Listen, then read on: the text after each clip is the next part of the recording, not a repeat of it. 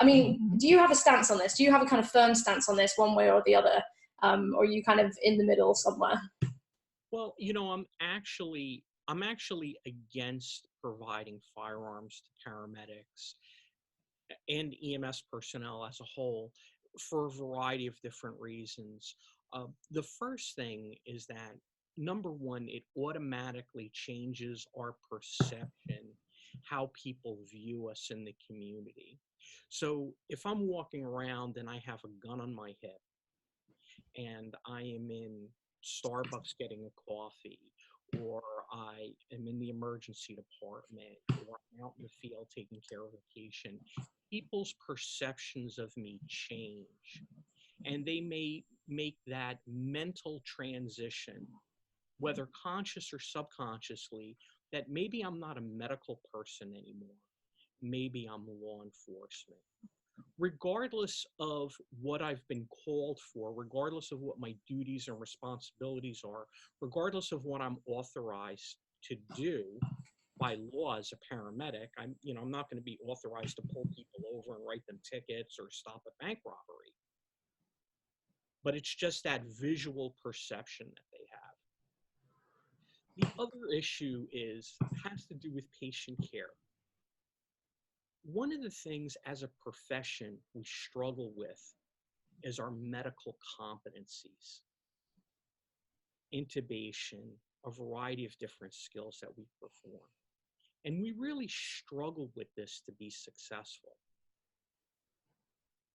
Handing someone a firearm and the training and the continued competencies that need to go into carrying that firearm, using it responsibly, storing it, etc., etc.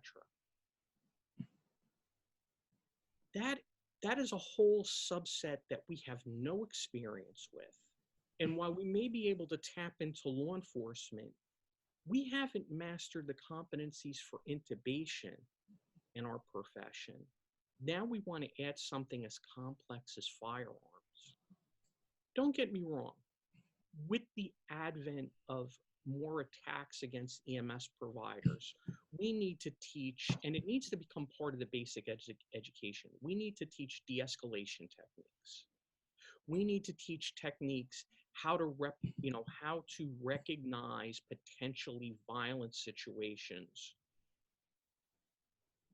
when we're walking into them, or hopefully before we enter the building or before we enter the scene. And then the other thing that we need to do is that we need to teach people how to defend themselves.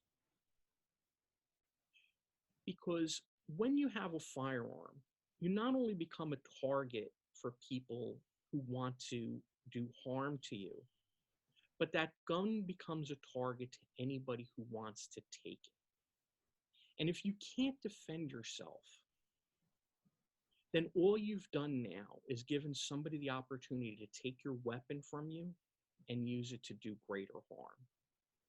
So there are a whole host of things that we could do on the back end before we start giving firearms to people. And then the other thing too is that there's a tremendous financial burden. Because now we have to speak about how are we going to insure people? People are not perfect. Firearms are not perfect. What if, heaven forbid, someone discharges a firearm and they hit an innocent person? How do we make that person whole? How do we make that family whole again? Is this something that we want to assume? We haven't figured out the mechanism for financing our EMS systems. Now we're going to add an element of danger to this. And who pays for that at the end of the day? Do I add more money onto your bill? If you're paying out of pocket, is that fair to you? So adding firearms doesn't really address the problem at hand. It just really complicates the picture overall.